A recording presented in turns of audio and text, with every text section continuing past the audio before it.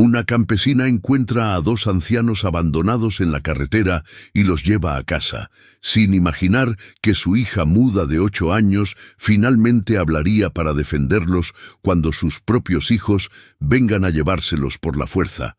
Una historia que te hará creer en el poder de las familias elegidas. Dale like si te gustó, suscríbete para más historias y comenta de dónde nos estás viendo. La lluvia golpeaba el techo de lámina con un ritmo desesperante, cada gota resonando como un recordatorio de las cuentas que Rocío Valverde no podía pagar. En la penumbra de su humilde casa en San Miguel del Sol, la mujer de 32 años observaba a su hija Marilena, sentada en el rincón como una pequeña estatua de porcelana, con los ojos perdidos en algún lugar que nadie más podía alcanzar. «Mija, ven acá», susurró Rocío, extendiendo sus manos callosas hacia la niña de 8 años. «Te hice té de manzanilla, como te gusta». Marilena no respondió, nunca lo hacía. El silencio se extendía como una manta pesada sobre la casa de adobe, interrumpido solo por el siseo de la lluvia y el ocasional crujido de la madera vieja. Rocío sintió que su pecho se comprimía. Esa sensación familiar de impotencia que la visitaba cada tarde cuando regresaba de trabajar en los campos de chiles y encontraba a su hija exactamente como la había dejado. Muda, inmóvil, presente pero ausente a la vez. «¿Doña Rocío está en casa?» La voz de Emilio Cárdenas atravesó la cortina de lluvia, sus nudillos golpearon suavemente la puerta de madera. Rocío se secó las manos en el delantal antes de abrir. El joven veterinario de 28 años estaba empapado, su camisa pegada al cuerpo y su cabello negro goteando sobre sus hombros anchos. Traía un maletín de cuero gastado y esa sonrisa tímida que siempre lograba acelerar el corazón de Rocío, aunque ella jamás se atrevería a admitirlo. «Pásale, Emilio, te vas a enfermar con esta lluvia». Él entró, sacudiéndose como un perro mojado, y su mirada se dirigió inmediatamente hacia Marilena.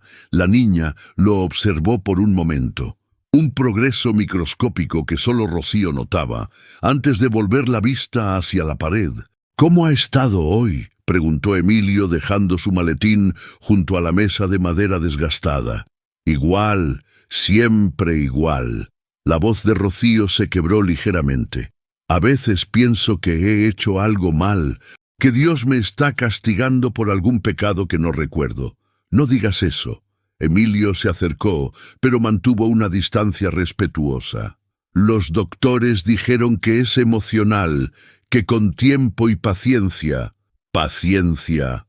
Rocío soltó una risa amarga. «Llevo 8 años esperando escuchar su voz, Emilio. 8 años preguntándome qué clase de madre soy si no puedo hacer que mi propia hija me hable». El aroma del maíz tostándose en el comal de la vecina se filtraba por las rendijas de las paredes, mezclándose con el olor a tierra mojada que entraba cada vez que el viento cambiaba de dirección. La luz amarillenta de la lámpara de queroseno creaba sombras danzantes en las paredes, dándole a la escena una cualidad casi onírica. Emilio se arrodilló frente a Marilena, manteniendo sus movimientos lentos y deliberados. «Hola, princesa, ¿me permites revisar tus oídos hoy?» La niña no se movió, pero tampoco se alejó cuando él sacó su otoscopio del maletín. Sus dedos expertos examinaron con cuidado mientras Rocío contenía la respiración, como siempre hacía durante estos rituales médicos improvisados. «Físicamente está perfecta», murmuró Emilio, guardando el instrumento. «Es como si hubiera construido una muralla invisible a su alrededor». Afuera, el murmullo de voces comenzó a filtrarse a través de la lluvia. Rocío reconoció inmediatamente el tono chismoso de doña Carmina, su vecina, y sintió que se le revolvía el estómago. «Pobrecita la Rocío», se escuchaba decir a la mujer. 8 años, y esa niña sigue como muda. A lo mejor es un castigo divino por los pecados del padre. ¿Quién era el padre? «De todos modos», preguntó otra voz, «nadie lo sabe. Rocío nunca quiso decir».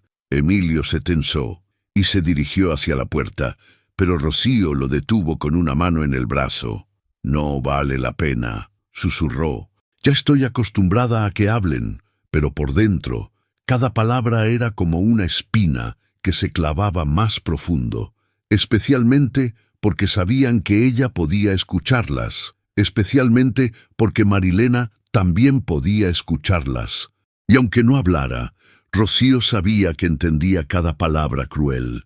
En el hospital me dijeron que tal vez deberían internarla, confesó Rocío, las palabras saliendo como susurros dolorosos. Dicen que hay especialistas en la capital, que tienen métodos nuevos, y separarla de ti. Emilio negó con la cabeza. Eso sería peor para ella.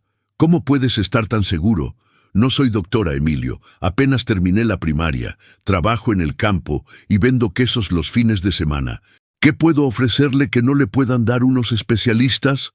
La respuesta de Emilio se perdió en un nuevo rugido de truenos. Marilena se estremeció ligeramente. Otra pequeña reacción que Rocío catalogó mentalmente, y se acurrucó más en su rincón.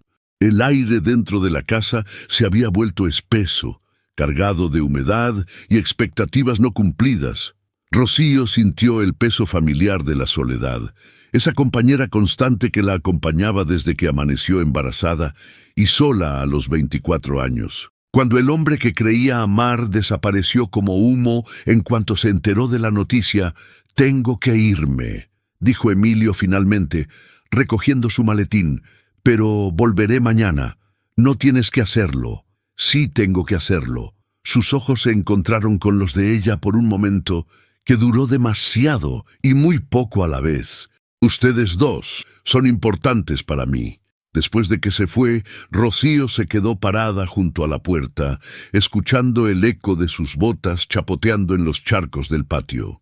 La lluvia comenzó a aminorar, pero el silencio en la casa se volvió más profundo, más absoluto. Se dirigió hacia Marilena y se sentó en el suelo junto a ella. La niña olía a jabón de coco y a esa dulzura indefinible que tienen todos los niños. Sus ojos grandes y oscuros seguían fijos en algún punto invisible, pero Rocío creyó ver un destello de algo, reconocimiento, dolor, en sus profundidades. «Un día vas a hablar, mija», susurró, acariciando el cabello negro de su hija. «Un día me vas a decir todo lo que has estado guardando ahí adentro».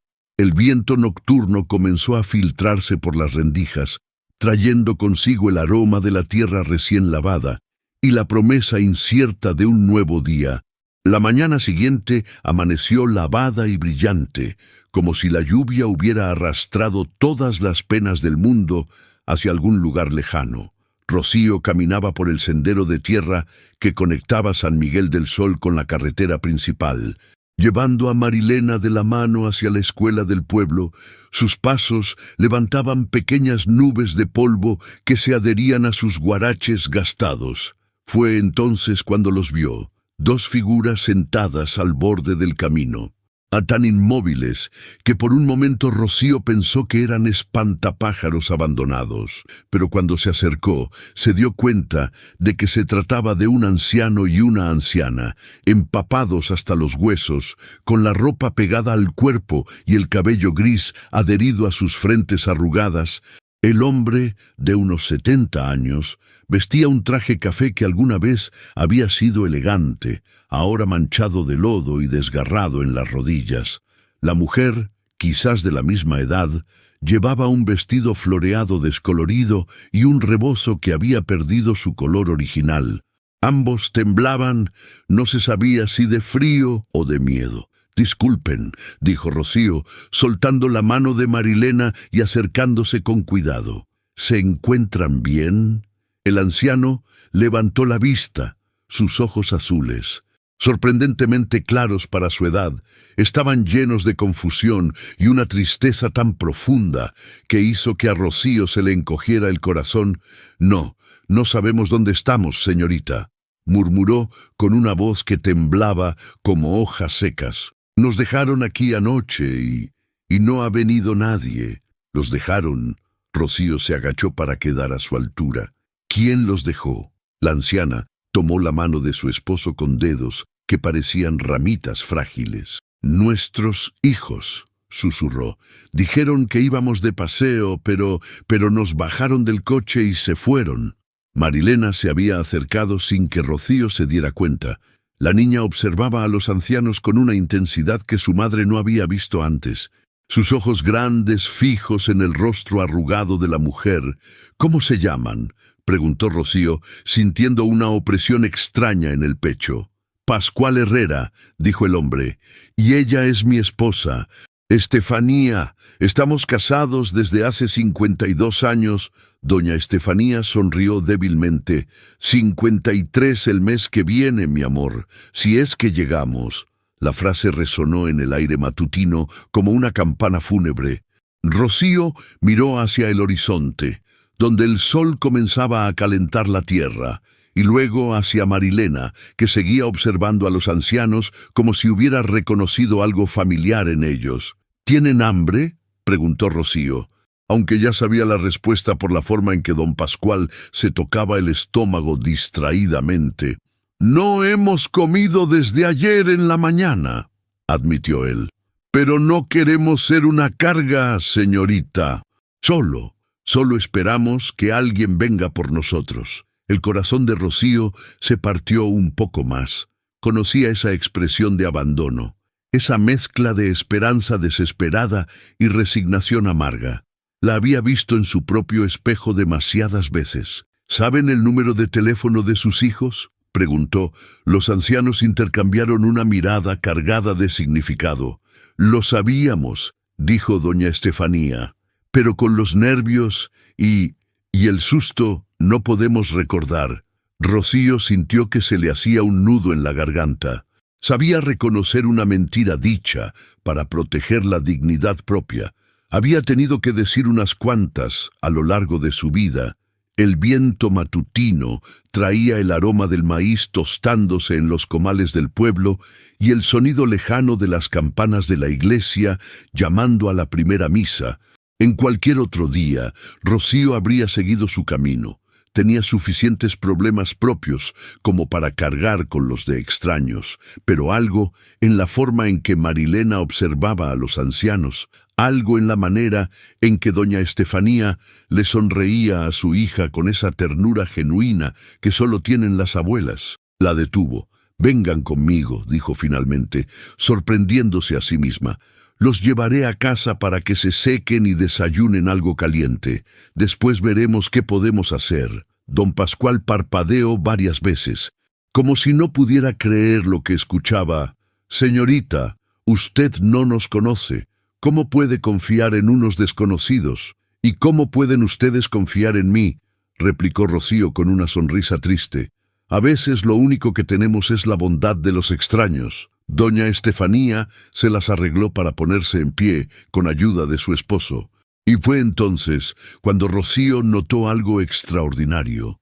Marilena había extendido su pequeña mano hacia la anciana. La mujer miró la mano de la niña y luego su rostro, y una sonrisa se extendió por sus facciones arrugadas como el amanecer sobre las montañas.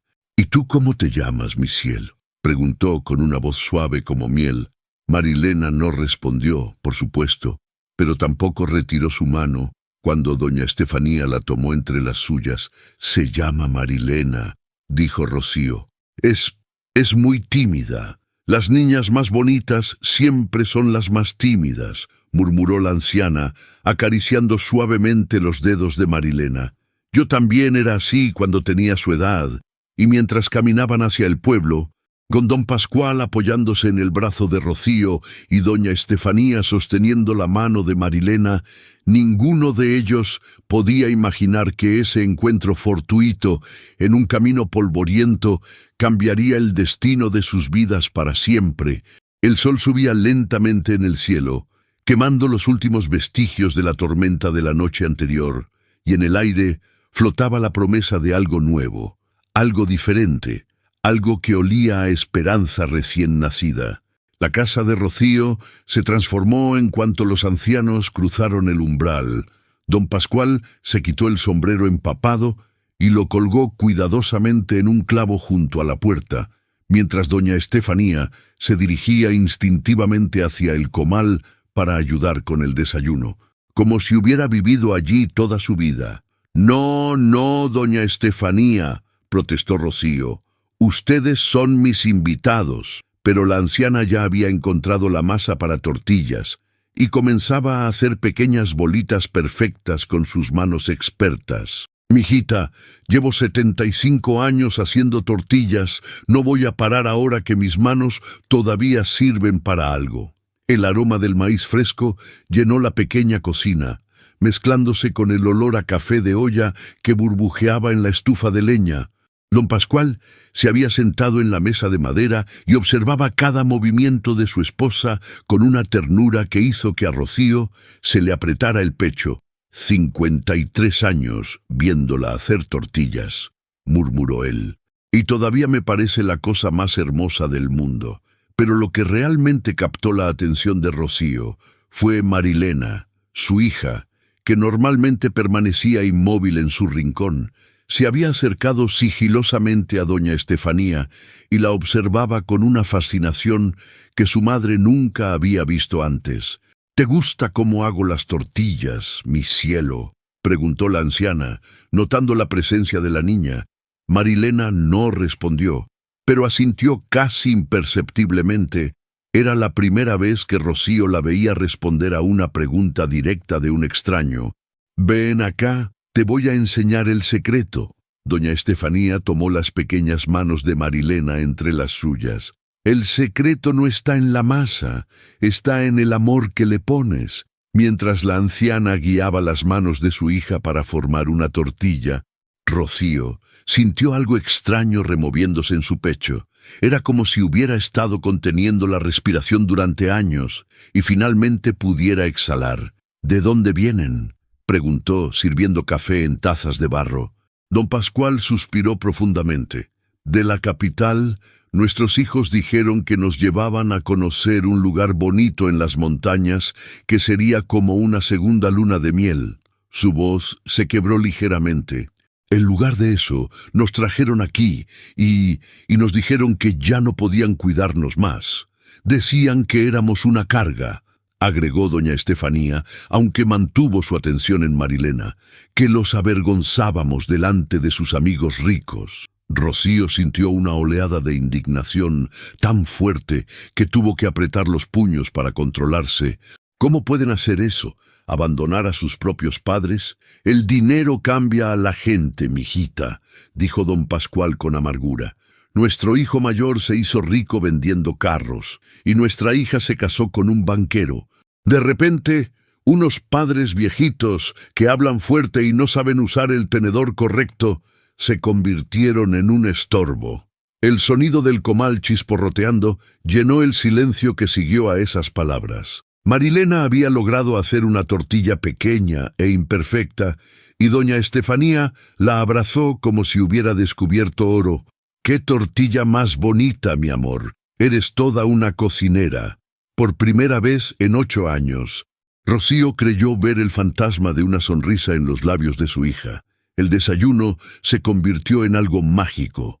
Don Pascual contó historias de cuando era joven y trabajaba en la construcción del ferrocarril, haciendo reír a Marilena con sus imitaciones de los capataces gruñones. Doña Estefanía cantaba canciones rancheras en voz baja mientras limpiaba los platos, y la niña la seguía como un gatito curioso.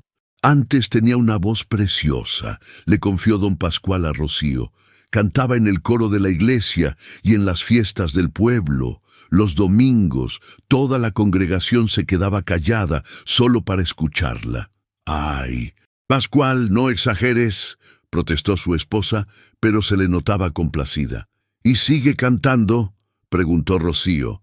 «Ya no mucho. Dice que su voz ya no es lo que era, pero yo creo que es por tristeza, desde que los niños crecieron y se fueron.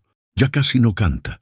Rocío observó cómo doña Estefanía le trenzaba el cabello a Marilena con dedos suaves y experimentados. Su hija se había quedado completamente quieta, no con esa quietud tensa de siempre, sino con una relajación que parecía casi feliz. «¿Pueden quedarse hasta que vengan por ustedes?», preguntó Rocío impulsivamente. «No tengo mucho». pero hay espacio en el cuarto de atrás. Los ancianos intercambiaron una mirada cargada de gratitud y alivio. No queremos ser una molestia, comenzó don Pascual. No son una molestia. Rocío miró hacia Marilena, que por primera vez en años parecía verdaderamente presente. Creo que nos hace bien a todas tener compañía. Esa tarde, mientras Rocío trabajaba en el huerto detrás de la casa, pudo escuchar a través de la ventana abierta la voz suave de doña Estefanía contándole cuentos a Marilena. Eran historias viejas, de princesas que vivían en castillos de adobe y príncipes que montaban burros en lugar de caballos blancos. Y por primera vez, desde que podía recordar, el silencio en su casa no se sentía como una condena, sino como una pausa antes de que algo hermoso comenzara a florecer.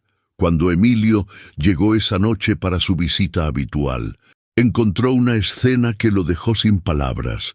Marilena, sentada en el regazo de doña Estefanía, escuchando atentamente mientras la anciana le contaba sobre las estrellas que se podían ver desde el patio de su casa de la infancia.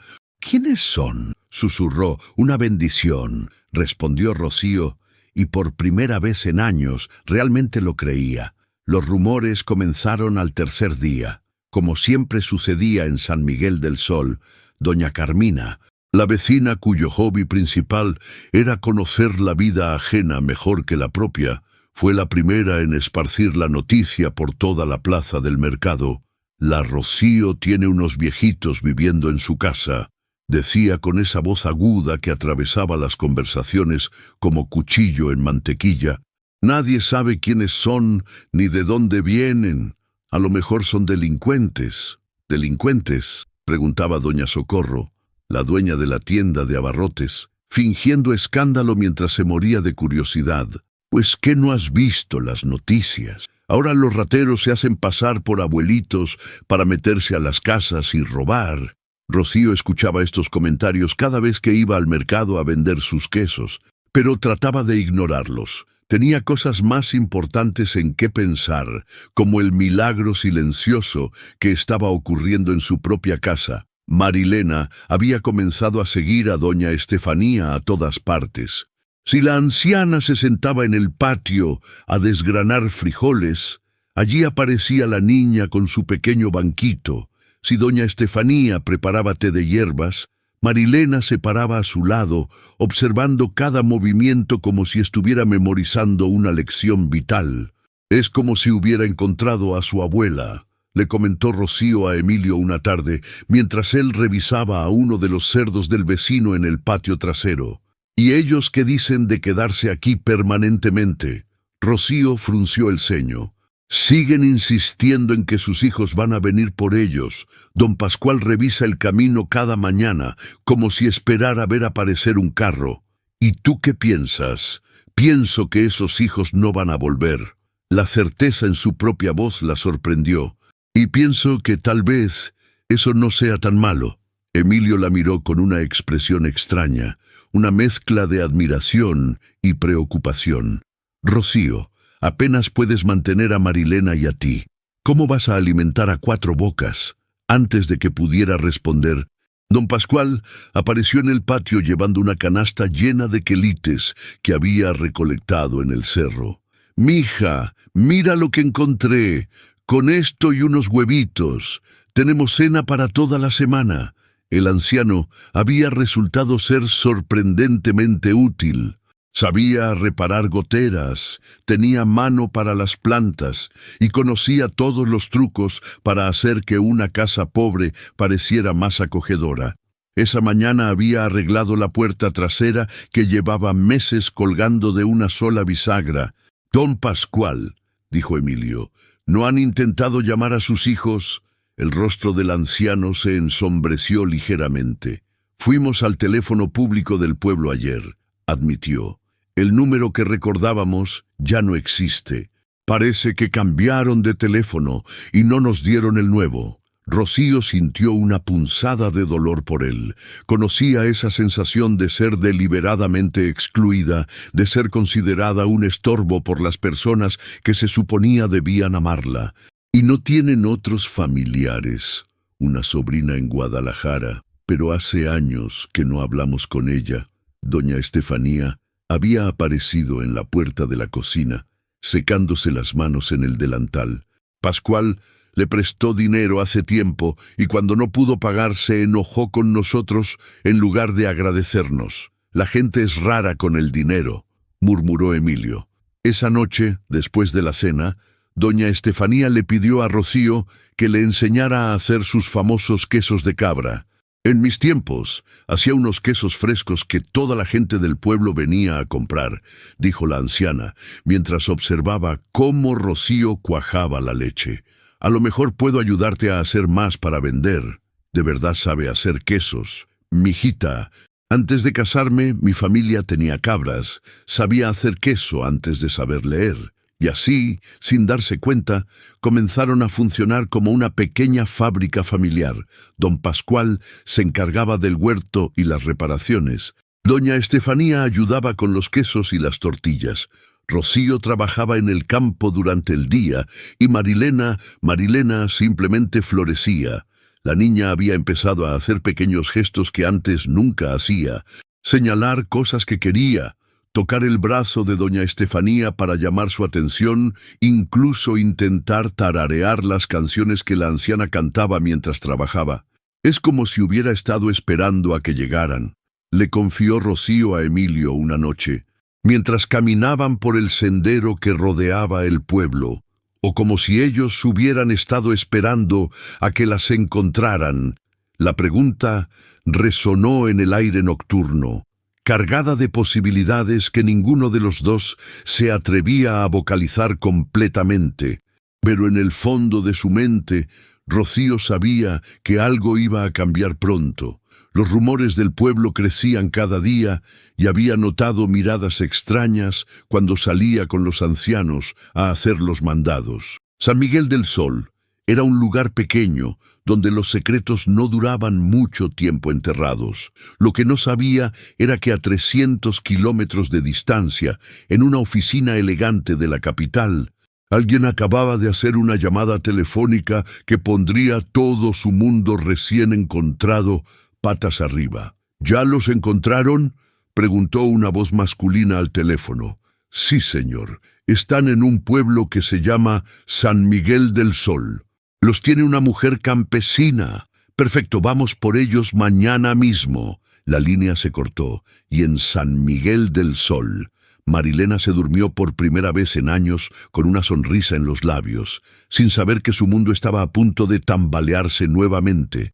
El motor del camión se escuchó desde 3 cuadras antes de que apareciera por la polvareda del camino principal. Era un sonido diferente al de los vehículos que normalmente transitaban por San Miguel del Sol. Más potente, más agresivo, como el gruñido de una bestia metálica. Rocío estaba en el patio trasero tendiendo la ropa cuando escuchó a doña Carmina gritando desde su casa. «Ya llegaron por los viejitos. Ya les dije que algo raro había con esos dos». Un escalofrío recorrió la columna de Rocío. Se dirigió hacia la casa y encontró a don Pascual y doña Estefanía paralizados junto a la ventana, observando cómo una camioneta negra se detenía frente a su puerta. Marilena se había refugiado detrás de las faldas de la anciana, aferrándose a ellas como si fuera lo único que la mantenía a salvo del mundo. 3 personas bajaron del vehículo. Un hombre de unos 40 años vestido con traje caro y gafas de sol, una mujer más joven con cabello perfectamente arreglado y joyas que brillaban bajo el sol del mediodía, y un chofer que se quedó junto al camión con los brazos cruzados. «Son ellos», susurró don Pascual con una voz que sonaba como papel arrugándose. «Son nuestros hijos». El hombre del traje golpeó la puerta con una autoridad que hizo temblar toda la estructura de adobe. «Abran, sabemos que están ahí». Rocío intercambió una mirada con los ancianos. Doña Estefanía había palidecido tanto que parecía transparente. Tal vez deberían salir a hablar con ellos, susurró Rocío. No quiero ir, murmuró la anciana, apretando más fuerte a Marilena. Por favor, no nos obligues a ir. Pero la decisión ya no era suya. La puerta se abrió de golpe. La cerradura vieja había cedido bajo la presión, y el hombre del traje irrumpió en la casa como una tormenta. «Papá, mamá, ¿qué diablos creen que están haciendo?» Su voz llenó la pequeña casa, haciendo que todo pareciera más pequeño e insignificante. La mujer entró detrás de él, arrugando la nariz como si hubiera olido algo desagradable. «Dios mío, Ricardo, mira en qué condiciones están viviendo», dijo con asco. «Esta mujer los ha tenido en una pocilga». «Oiga», protestó Rocío, sintiendo que la indignación le subía por la garganta como bilis. «Esta es mi casa, y ellos han estado aquí por voluntad propia». Ricardo se quitó las gafas de sol y la miró con el tipo de desprecio que Rocío había visto demasiadas veces en los rostros de la gente rica. «¿Voluntad propia?», se rió con amargura. «Señorita, mis padres tienen Alzheimer, no saben lo que quieren. Usted se ha aprovechado de dos ancianos enfermos». «Eso es mentira», gritó don Pascual, encontrando súbitamente su voz. «No tenemos Alzheimer, ustedes nos abandonaron. Papá, por favor». La mujer se acercó con una sonrisa falsa pegada en los labios. «Ya hablamos de esto. Te confundes. ¿Recuerdas? El doctor dijo que tendrías episodios como este». «No me confundo, sé exactamente lo que pasó». Pero incluso mientras hablaba, Rocío pudo ver la duda filtrándose en los ojos del anciano. Era como ver a alguien ahogándose en tiempo real, luchando contra una corriente que era más fuerte que él. «Mamá». Ricardo se dirigió a doña Estefanía con una voz que pretendía ser tierna, pero sonaba condescendiente. «¿No extrañas tu casa, tu cama cómoda, tus medicinas?» Doña Estefanía miró hacia abajo, hacia Marilena, que seguía aferrada a su falda con los ojos muy abiertos de terror. Yo no quiero», comenzó a decir, pero su voz se quebró. «Claro que quieres», dijo la mujer con firmeza. «Esta señora te ha lavado el cerebro, pero nosotros estamos aquí para llevarte a casa». «¿Cuánto quiere?». Ricardo se dirigió bruscamente hacia Rocío, sacando una billetera de cuero. «Perdón, ¿cuánto dinero quiere para dejar de molestar a mis padres? 500 pesos, 1000. La bofetada que Rocío le dio resonó en la casa como un disparo. El hombre se tambaleó hacia atrás, tocándose la mejilla con incredulidad. «¿Cómo se atreve?», rugió. «Voy a llamar a la policía. La voy a acusar de secuestro». «Llámelos», gritó Rocío de vuelta. «Y yo los voy a acusar de abandono de personas vulnerables». «Señorita», la mujer habló con una voz peligrosamente calmada, «mi hermano es abogado en la capital. Mi esposo tiene conexiones en el gobierno. Si no nos entrega a nuestros padres ahora mismo, se va a arrepentir». Fue entonces cuando Marilena hizo algo que nadie esperaba. Se soltó de la falda de doña Estefanía y se colocó directamente frente a la pareja elegante, con los brazos extendidos, como si fuera un escudo humano protegiendo a los ancianos. El gesto fue tan puro, tan inequívocamente valiente, que por un momento todos se quedaron en silencio. «¿Qué le pasa a esta niña?», preguntó la mujer con irritación. «Es retrasada mental». Y fue esa pregunta cruel y despectiva dirigida a su hija, lo que hizo que Rocío perdiera completamente el control. «Fuera de mi casa», gritó con una voz que no sabía que tenía. «Fuera ahora mismo, nos llevamos a nuestros padres», dijo Ricardo, agarrando del brazo a don Pascual, «con o sin su permiso». «No», doña Estefanía encontró su voz. «No quiero ir. Por favor, no me obliguen». Pero ya era demasiado tarde. Ricardo y su hermana estaban arrastrando físicamente a los ancianos hacia la puerta, ignorando sus protestas y súplicas. Fue entonces cuando apareció Emilio. El joven veterinario había llegado para su visita habitual y se encontró con la escena más perturbadora que había presenciado en su vida. Dos extraños bien vestidos forzando a unos ancianos aterrorizados hacia una camioneta. mientras Rocío gritaba y Marilena lloraba en silencio, con lágrimas corriendo por sus mejillas como ríos de cristal. «¿Qué está pasando aquí?», preguntó con una voz que cortaba el aire como un látigo. «No es asunto suyo», replicó Ricardo. «Estamos recogiendo a nuestros padres. ¿Y por qué no quieren ir? Porque están enfermos de la mente, no saben lo que quieren». Emilio miró a don Pascual, que estaba siendo arrastrado hacia el vehículo con lágrimas corriendo por su rostro arrugado. «Se ven bastante cuerdos para mí». «Mire, doctor», la mujer habló con desdén, «esto es un asunto familiar, no se meta donde no lo llaman». «¿Cómo saben que soy doctor?». La pregunta los tomó desprevenidos. Ricardo vaciló por un momento. Se nota», murmuró, pero Emilio ya había sacado su teléfono celular.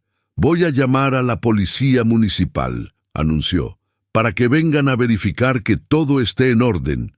«No se atreva», gritó Ricardo, pero había pánico en su voz, y en ese momento de distracción, doña Estefanía logró soltarse y corrió de vuelta hacia la casa, hacia donde Marilena la esperaba con los brazos abiertos. La anciana abrazó a la niña como si fuera su propia nieta, y Marilena se aferró a ella como si fuera lo único real en un mundo que se desmoronaba. «No los voy a dejar llevárselos», murmuró Rocío, colocándose protectoramente frente a ambas. La batalla había comenzado oficialmente. La policía municipal de San Miguel del Sol consistía en 2 hombres: el comandante Morales, un veterano de 50 años con bigote gris y uniforme que había visto mejores días, y el cabo Jiménez, un joven nervioso que trataba de compensar su inexperiencia con exceso de entusiasmo. Llegaron en una patrulla que parecía más vieja que el mismo pueblo, con la sirena descompuesta y una calcomanía del escudo municipal que se despegaba por las esquinas. «¿Cuál es el problema?», preguntó el comandante Morales, bajándose del vehículo con la parsimonia de alguien que había visto todas las situaciones posibles al menos 2 veces.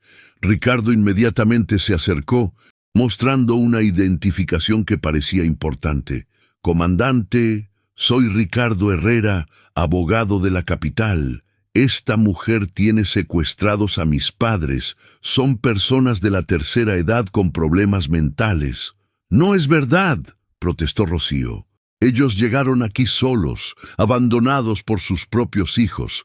«Ve», Ricardo se dirigió al comandante con exasperación teatral. «Está completamente loca. Ha inventado toda esta historia para justificar tener a mis padres cautivos». El comandante Morales observó la escena.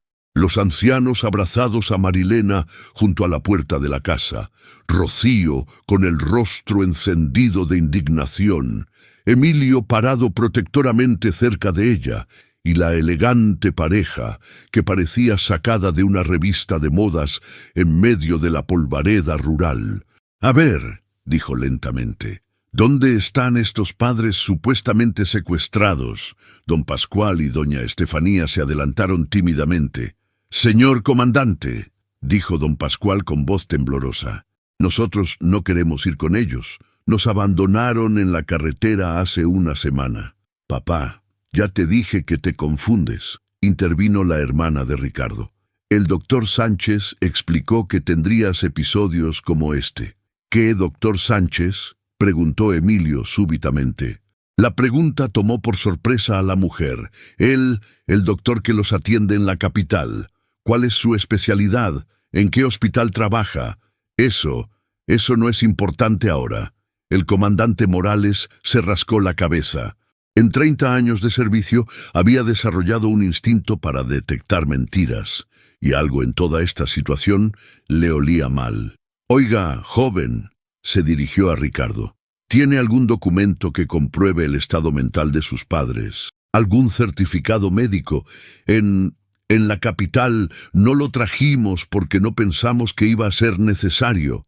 «¿Qué tan conveniente?», murmuró Emilio. En ese momento, doña Carmina apareció como salida de la nada, con esa capacidad sobrenatural que tienen los chismosos de materializarse en los momentos más dramáticos. Comandante, anunció con voz triunfante, yo puedo confirmar que estos señores están perfectamente cuerdos. Los he visto todos los días durante una semana, ayudando en la casa, haciendo mandados, platicando normalmente con todo el mundo.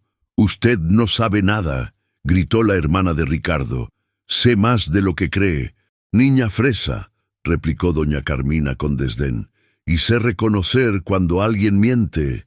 El comandante miró hacia los ancianos. Don Pascual, doña Estefanía, ¿ustedes quieren irse con sus hijos o prefieren quedarse aquí? Queremos quedarnos aquí, dijeron al unísono, con una firmeza que sorprendió a todos. Comandante, Ricardo sacó su billetera nuevamente. Estoy seguro de que podemos llegar a un acuerdo civilizado. Me está ofreciendo dinero, licenciado. La voz del comandante Morales se volvió peligrosamente suave. No, por supuesto que no, solo digo que... porque ofrecer soborno a un servidor público es un delito federal. El sudor comenzó a perlar la frente de Ricardo, a pesar de que el día no era particularmente caluroso. Mire, comandante, todo esto es un malentendido. Nosotros solo queremos lo mejor para nuestros padres. ¿Y qué es lo mejor? ¿Según quién? Según nosotros, que somos sus hijos. ¿Y según ellos qué? La pregunta quedó flotando en el aire como humo. Ricardo y su hermana intercambiaron miradas nerviosas. «Comandante», intervino Emilio, «yo soy veterinario, pero tengo conocimientos médicos básicos. He estado observando a don Pascual y doña Estefanía durante varios días, y puedo asegurar que están en plenas facultades mentales». «Usted no es médico de personas», protestó la hermana. «No, pero sé reconocer los síntomas de demencia senil, y estos señores no los presentan». Don Pascual se adelantó un paso. «Comandante, ¿puedo contarle lo que realmente pasó? Por favor».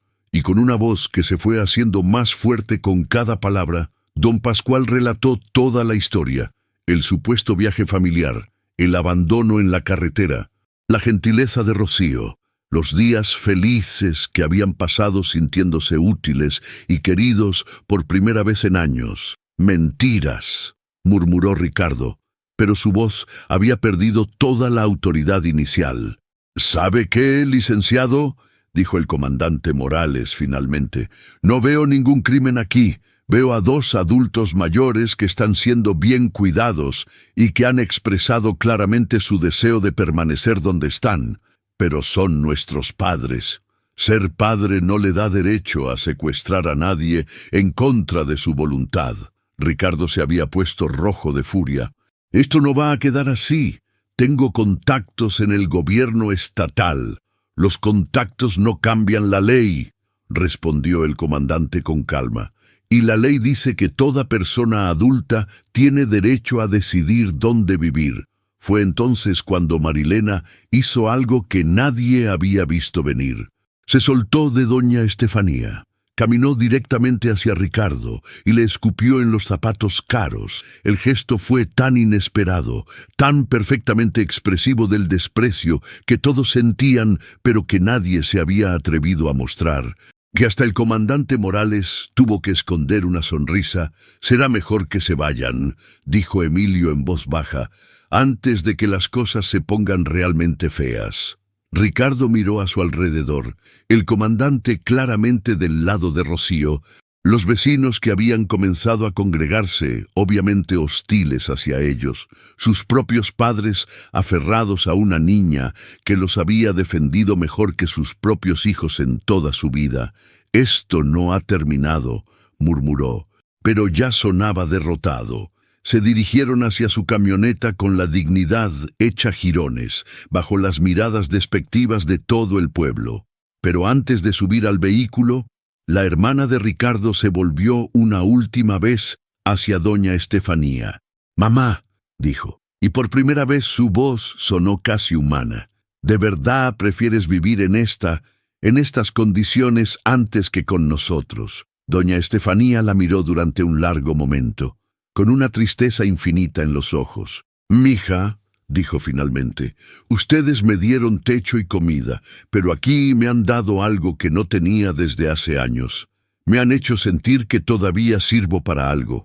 La mujer se quedó paralizada, como si hubiera recibido una bofetada invisible. Además, agregó don Pascual con una sonrisa triste, aquí tenemos una nieta que nos quiere de verdad.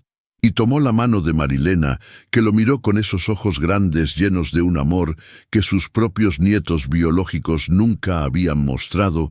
La camioneta se alejó levantando una nube de polvo y con ella se fueron las últimas dudas que Rocío pudiera haber tenido sobre la decisión de proteger a los ancianos, mientras el sol se ponía sobre San Miguel del Sol. 4 personas que habían sido extrañas una semana atrás se abrazaron como la familia que habían elegido ser, pero en la capital Ricardo ya estaba marcando números telefónicos, haciendo contactos, activando influencias que prometían convertir la victoria de esa tarde en una guerra mucho más grande y peligrosa. El silencio se había vuelto diferente en la casa de Rocío. No era el silencio pesado y desesperanzado de antes, sino algo más parecido a la calma que precede a una tormenta. Todos sabían que Ricardo y su hermana no iban a rendirse tan fácilmente. Don Pascual pasaba las tardes sentado en una silla de madera junto a la ventana, observando el camino con la intensidad de un centinela. Sus manos, que antes habían encontrado propósito en reparar goteras y cosechar quelites, ahora permanecían inquietas sobre sus rodillas, temblando ligeramente cada vez que escuchaba el motor de un vehículo acercarse. «Deberíamos irnos», murmuró una tarde, mientras doña Estefanía ayudaba a Marilena con una muñeca de trapo que habían hecho juntas. «No queremos traerles problemas. Ya no hay a dónde ir», respondió su esposa sin levantar la vista de su costura. «¿A dónde vamos a ir, Pascual? A dormir bajo los puentes». Rocío, que regresaba del campo con las manos sucias de tierra y el cansancio pegado a los huesos, se detuvo en el umbral al escuchar la conversación. «Nadie se va a ir a ningún lado», declaró con una firmeza que no había sentido desde el día anterior. «Esta es su casa tanto como la nuestra». Pero por dentro, el miedo la carcomía como un ácido lento. Había pasado la noche entera despierta, imaginando escenarios terribles, policías de la capital viniendo con órdenes de arresto, abogados con papeles legales que no podía entender, trabajadores sociales llevándose a Marilena por considerarla en peligro. «¡Rocío!». Don Pascual se acercó a ella con pasos lentos. «Tú no entiendes el tipo de gente que son nuestros hijos. Tienen dinero, tienen conexiones, pueden hacerte la vida imposible. ¿Y qué propones? ¿Que me rinda sin luchar? Propongo que pienses en Marilena si se llevan a la niña por culpa nuestra». La frase quedó suspendida en el aire como una amenaza tácita. Rocío miró hacia su hija, que estaba acostada en el suelo jugando con la muñeca, mientras doña Estefanía le cantaba en voz baja una canción de cuna que parecía venir de otra época. Por primera vez en una semana, Marilena parecía una niña normal, sonreía, interactuaba, incluso había intentado tararear la melodía que cantaba la anciana. El progreso era frágil como una pompa de jabón, pero era real. «No van a llevarse a nadie», dijo Rocío. Pero su voz sonó menos convincente que antes. Esa noche, después de que todos se habían acostado, Emilio llegó con noticias que confirmaron sus peores temores.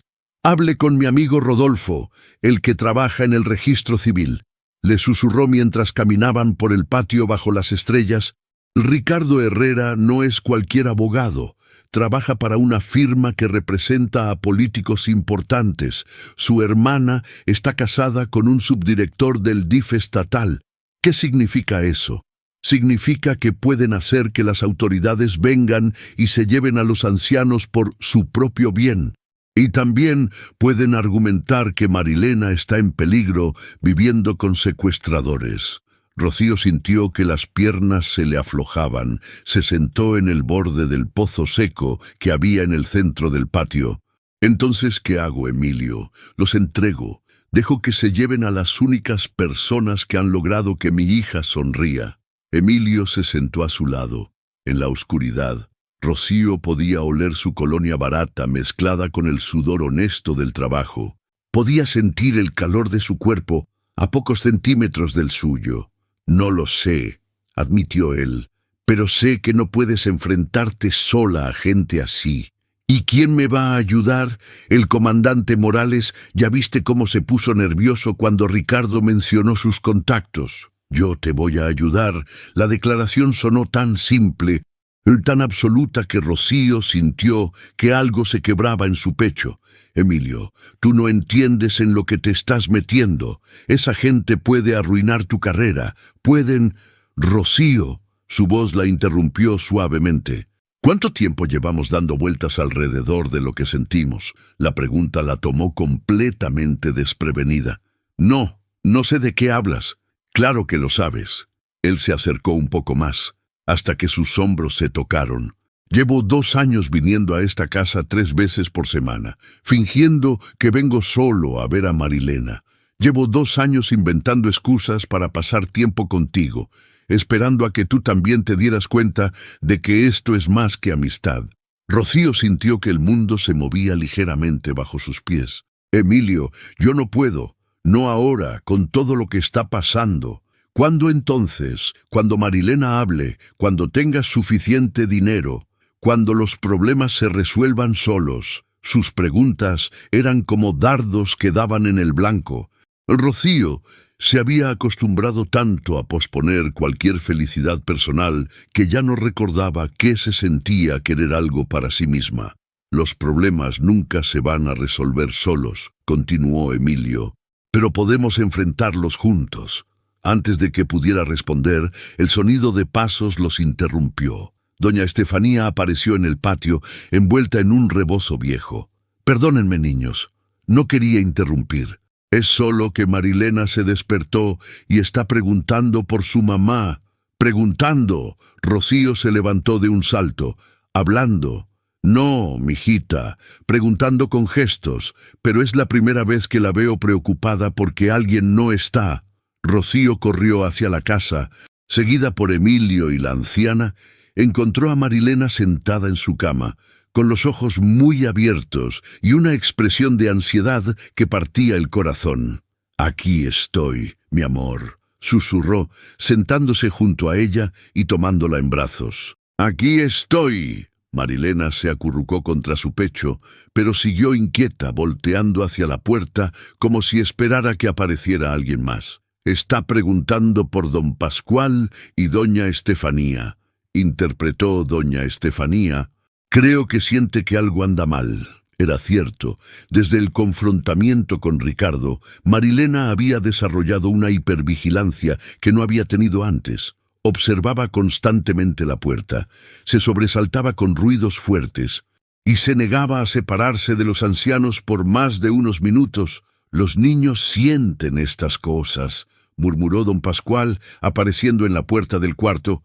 «Sienten cuando los adultos tienen miedo». «¿Y cómo hacemos para que deje de tener miedo?», preguntó Rocío desesperada. «Dejando nosotros de tenerlo», respondió el anciano con una sabiduría que sonaba a años de experiencia. Pero, ¿cómo podían dejar de tener miedo cuando sabían que una tormenta se acercaba? ¿Cómo podían darle seguridad a una niña que apenas comenzaba a confiar en el mundo, cuando ellos mismos no sabían qué iba a pasar al día siguiente? Esa noche, los 4 adultos se quedaron despiertos hasta muy tarde, hablando en voz baja sobre planes y posibilidades, mientras Marilena dormía inquieta entre los brazos de Rocío, y a 300 kilómetros de distancia, en una oficina con vista a la ciudad, Ricardo Herrera terminaba de firmar documentos que iban a cambiar todo para siempre. La guerra apenas comenzaba. El abogado que llegó al día siguiente no era para nada lo que Rocío había esperado. En lugar del tipo intimidante en traje caro que había imaginado, Rodolfo Salinas era un hombre chaparrito de unos 40 años. Con anteojos gruesos y una sonrisa que parecía genuinamente amable, Emilio me ha contado la situación, dijo, aceptando la taza de café que doña Estefanía le ofreció. Y debo ser honesto con ustedes, esto va a ser complicado. Estaban sentados alrededor de la mesa de madera de Rocío, ella con Marilena en el regazo, los ancianos tomados de la mano, como si fuera lo único que los mantenía anclados al mundo, y Emilio junto a Rodolfo, rodeado de papeles legales que parecían escritos en un idioma extraño. ¿Qué tan complicado?, preguntó Rocío. Ricardo Herrera presentó una denuncia formal por secuestro agravado. También solicitó que se inicie un proceso de interdicción para sus padres, alegando que no están en condiciones de tomar decisiones por sí mismos. ¿Qué significa eso?, preguntó don Pascual con voz temblorosa. Significa que si ganan, ustedes legalmente no podrán decidir dónde vivir, cómo gastar su dinero o incluso qué comer. Sus hijos tendrían control total sobre sus vidas. El silencio que siguió a esta declaración era tan espeso que parecía sólido. Doña Estefanía comenzó a llorar silenciosamente, las lágrimas corriendo por sus mejillas arrugadas como ríos en un paisaje árido. ¿Y qué podemos hacer?, preguntó Emilio. Demostrar que los señores están en plenas facultades mentales y que llegaron aquí por voluntad propia. Pero necesitamos evidencia. ¿Qué tipo de evidencia? Testimonios de personas que puedan atestiguar el abandono, evaluaciones médicas que confirmen su estado mental, documentación de su capacidad para tomar decisiones independientes. Rocío sintió que una piedra se le formaba en el estómago. ¿Cuánto va a costar todo eso? La pregunta que había estado evitando hacer finalmente salió al aire. Rodolfo se quitó los anteojos y los limpió lentamente. Los honorarios legales, las evaluaciones médicas, los peritajes, estamos hablando de al menos 50,000 pesos. La cifra resonó en la pequeña cocina como el sonido de una puerta cerrándose para siempre. 50,000 pesos era más dinero del que Rocío veía en un año entero de trabajo. No lo tenemos, dijo simplemente. Lo sabía. Rodolfo se puso de pie. Por eso vengo a proponerles otra cosa. Los miró a todos con una intensidad que no había mostrado antes. Voy a tomar este caso pro bono, sin cobrarles ni un peso. ¿Por qué?, preguntó Rocío, desconfiada. La experiencia le había enseñado que cuando algo sonaba demasiado bueno para ser verdad, generalmente era porque había trampa. Porque hace 20 años, cuando era estudiante de Derecho, mi abuela fue internada en un asilo contra su voluntad.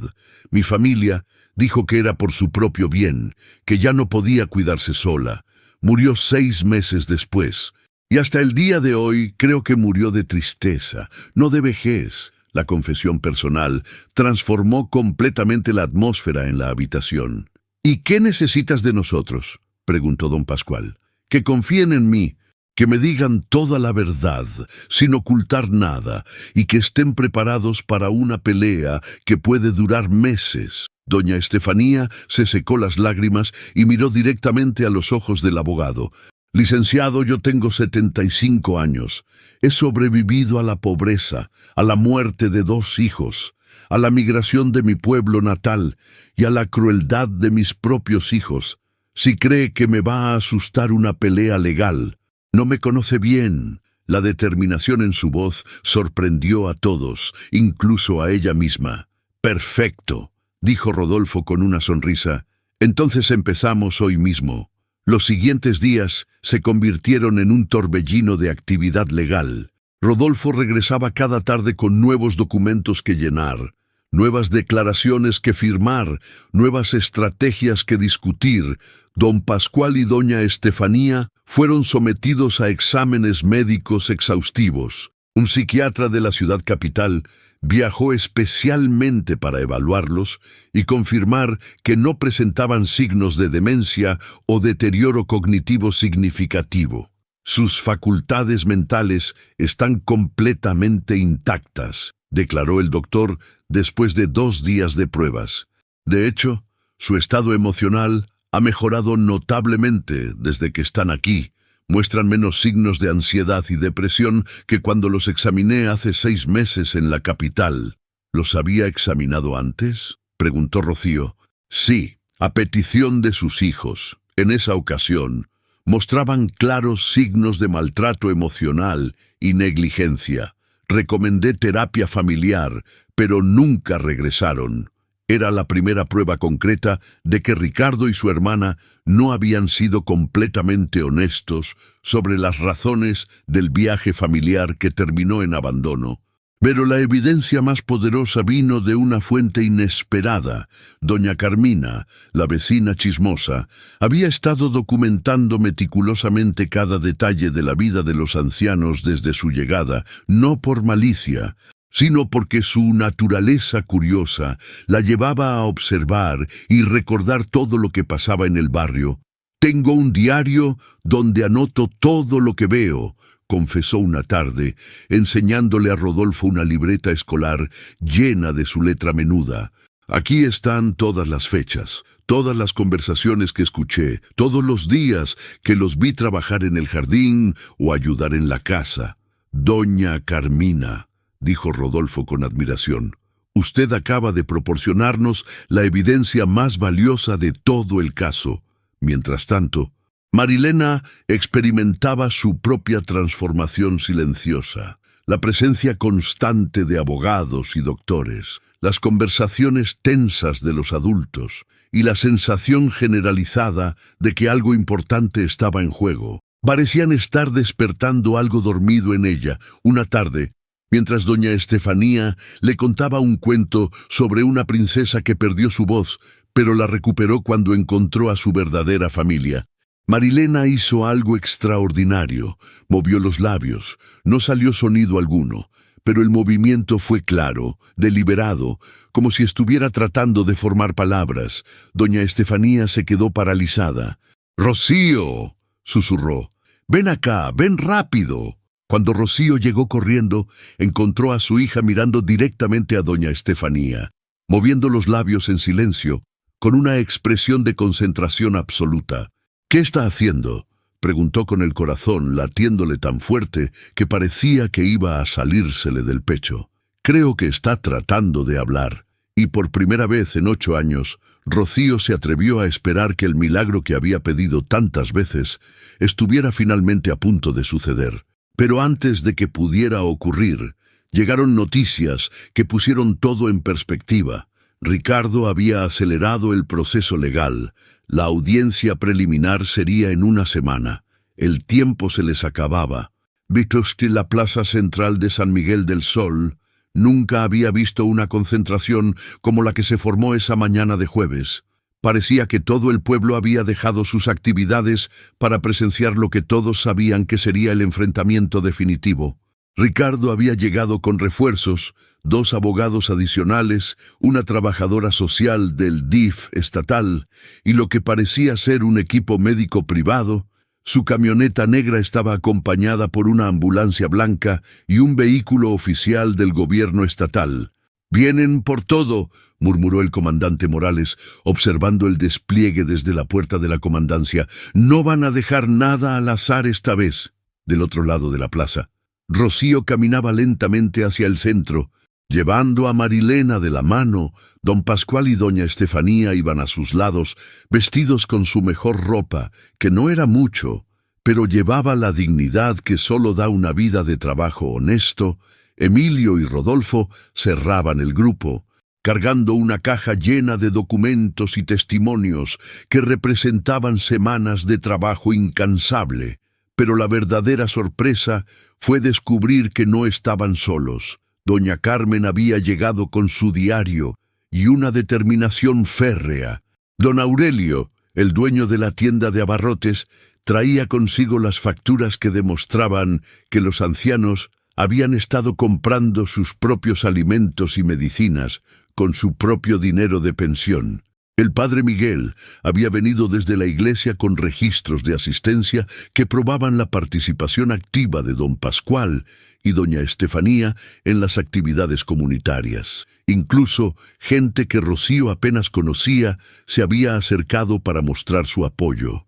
Madres con niños pequeños, campesinos que habían dejado el trabajo en los campos, ancianos que veían en la lucha de don Pascual y doña Estefanía un reflejo de sus propios miedos sobre el futuro. «¿Qué es todo esto?», preguntó Ricardo con irritación. Viendo la multitud que se había congregado, «Esto», respondió el comandante Morales, «es lo que pasa cuando una comunidad decide proteger a los suyos». La trabajadora social, una mujer joven con traje gris y expresión severa, se dirigió directamente hacia Rocío. «Señora Valverde, soy la licenciada Petra Jiménez del DIF estatal. Vengo a realizar una evaluación del entorno en el que se encuentran los señores Herrera y su hija menor». «Mi hija está perfectamente bien», respondió Rocío, instintivamente abrazando más fuerte a Marilena. «Eso lo determinaremos nosotros. También tengo órdenes de trasladar a los ancianos a un centro de evaluación geriátrica mientras se resuelve su situación legal. No van a llevarse a nadie a ningún lado», intervino Rodolfo. Mostrando sus propios documentos, «Tengo aquí una orden judicial que suspende temporalmente cualquier acción hasta que se celebre la audiencia oficial». «¿Qué audiencia?». Ricardo se acercó agresivamente. «Esto no es un tribunal. Esto es una intervención de emergencia para proteger a personas vulnerables. Las únicas personas vulnerables aquí», gritó doña Carmen desde la multitud, «son esos dos ancianos que ustedes abandonaron como perros». Un murmullo de aprobación se extendió por la plaza. La tensión en el aire era tan espesa que parecía que el más mínimo chispazo podría encender una explosión.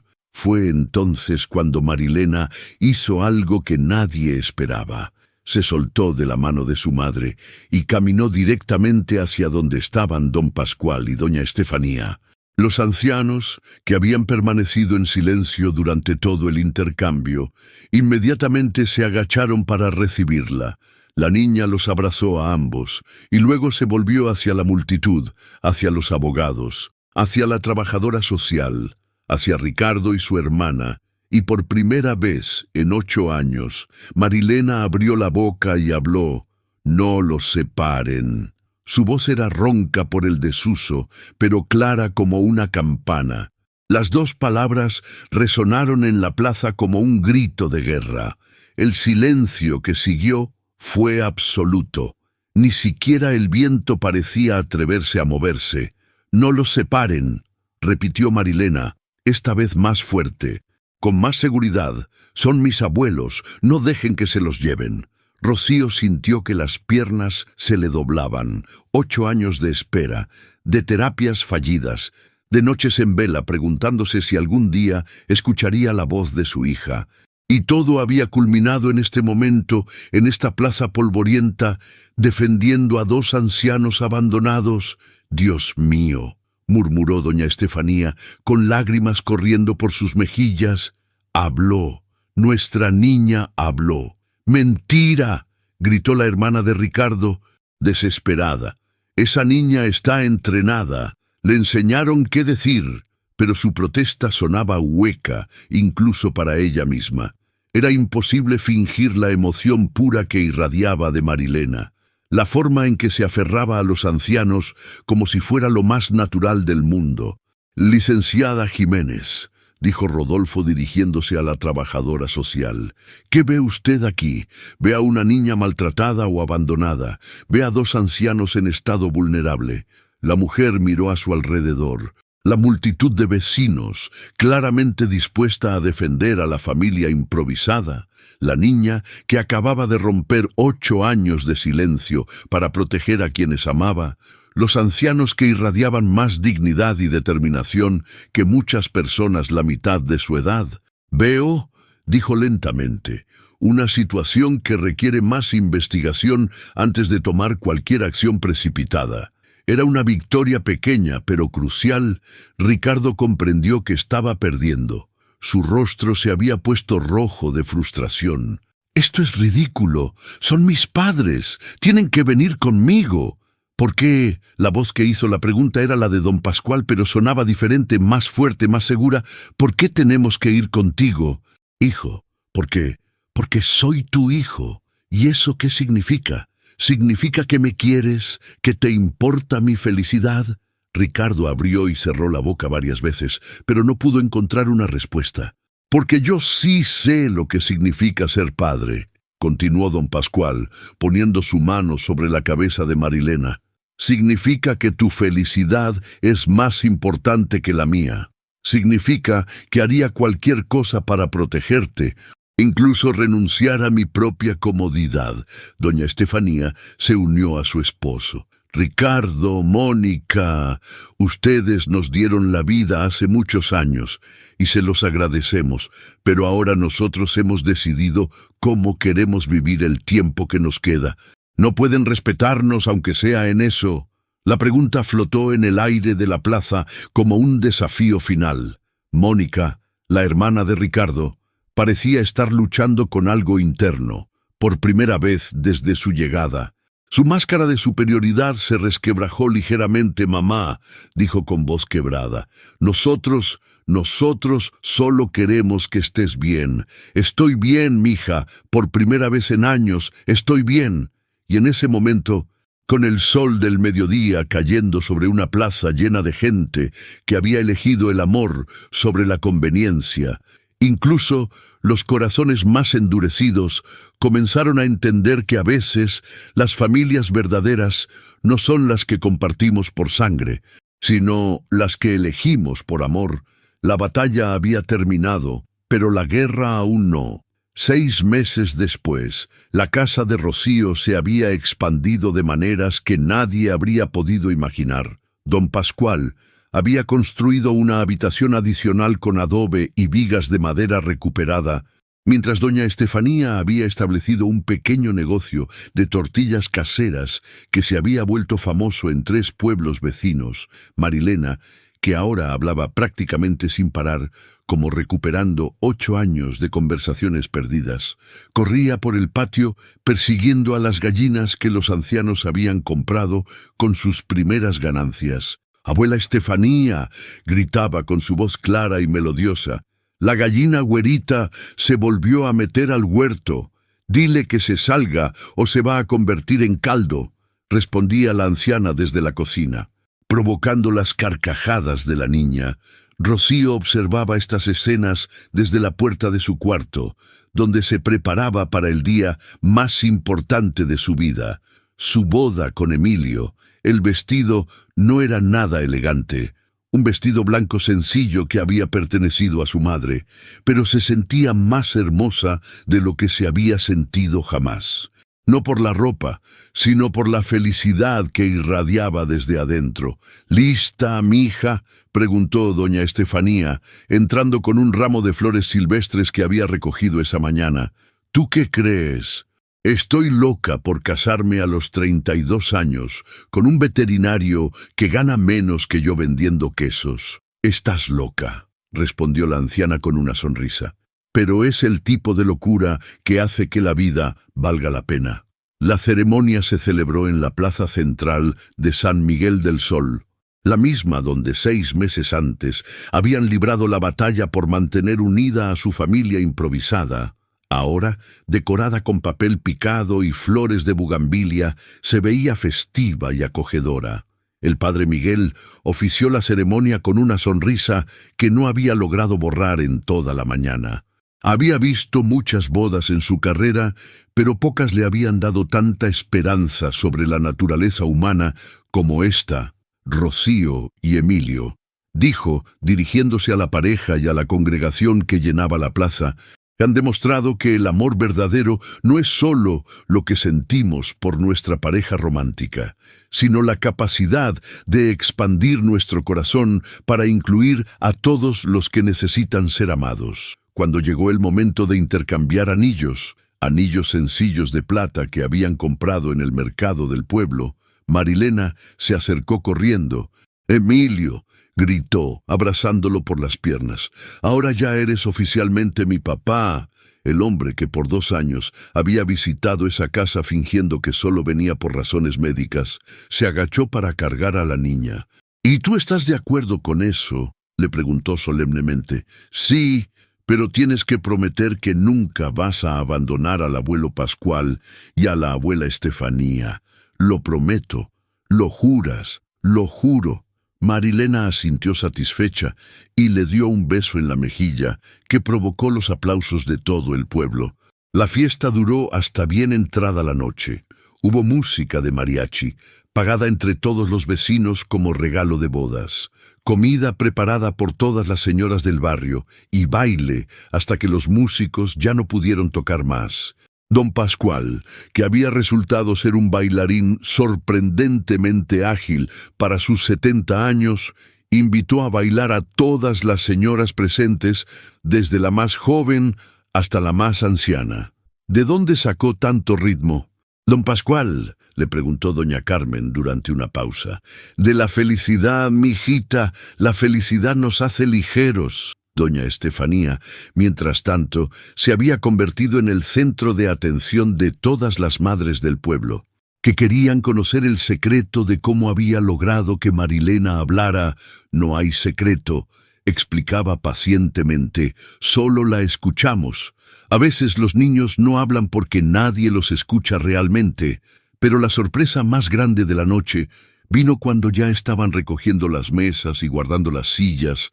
Un carro desconocido se detuvo en la plaza, y de él bajó una mujer joven con un bebé en brazos. «Disculpen», preguntó tímidamente, «¿conocen a don Pascual Herrera y doña Estefanía Morales?»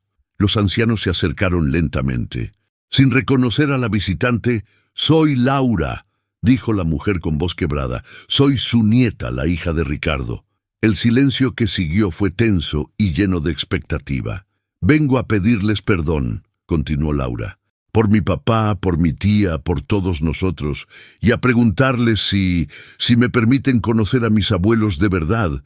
Don Pascual y doña Estefanía se miraron, y en esa mirada se comunicaron décadas de experiencia compartida. «Mi hija», dijo finalmente doña Estefanía, «los abuelos siempre tenemos espacio en el corazón para los nietos, pero tienes que entender que esta es nuestra familia ahora». «Lo entiendo», respondió Laura, mirando alrededor de la plaza llena de gente que claramente amaba y protegía a sus abuelos. «Y me parece que no pudieron encontrar una familia mejor». Marilena, que había estado observando todo desde los brazos de Emilio, de repente se soltó y corrió hacia Laura. «¿Tú también eres nuestra familia ahora?», preguntó con esa curiosidad directa que tienen los niños. «Si ustedes me dejan», respondió Laura, arrodillándose para quedar a la altura de la niña. «¿Prometes no llevarte a mis abuelos?» «Prometo». «¿Lo juras?» «Lo juro». Marilena asintió, satisfecha, y tomó la mano de Laura. «Entonces bienvenida, pero vas a tener que aprender a hacer tortillas. La abuela Estefanía no acepta familia que no sepa cocinar». Y mientras el sol se ponía sobre San Miguel del Sol, una familia que había comenzado con el abandono de dos ancianos en una carretera polvorienta, se había convertido en algo mucho más grande y hermoso, una comunidad de personas que habían elegido amarse unas a otras, a pesar de, o tal vez precisamente por, no compartir la misma sangre. Rocío, ahora Rocío de Cárdenas, observaba a su hija enseñándole a su nueva prima cómo saludar a las gallinas, mientras su flamante esposo discutía técnicas de construcción con don Pascual, y doña Estefanía le explicaba a Laura los secretos de la masa perfecta para tortillas. «¿En qué piensas?», le preguntó Emilio, acercándose por detrás y abrazándola. «Pienso», dijo Rocío, recargándose en su pecho, «que a veces los milagros no son lo que esperamos que sean, a veces son mucho mejores», y tenía razón, porque el milagro no había sido solo que Marilena hablara, o que encontrara el amor, o que los ancianos encontraran una familia que los valorara. El verdadero milagro había sido descubrir que el amor no se divide cuando se comparte, se multiplica. Y que a veces, cuando creemos que estamos salvando a alguien más, en realidad somos nosotros los que estamos siendo salvados. En la distancia, las campanas de la iglesia tocaron las 12 de la medianoche, anunciando el comienzo de un nuevo día, y con él el inicio de todas las aventuras que les esperaban a esta familia extraordinaria, nacida no de la sangre, sino de la decisión consciente y valiente de elegirse unos a otros. Día tras día, en un mundo que a menudo hace que el amor parezca imposible, ¿te emocionaste con esta historia de amor y familia? Compártela con alguien especial y ayúdanos a tocar más corazones. Dale like si crees que el verdadero amor familiar va más allá de los lazos de sangre. Si una historia puede cambiar el corazón de quien la lee, entonces ésta ha cumplido su propósito más sagrado.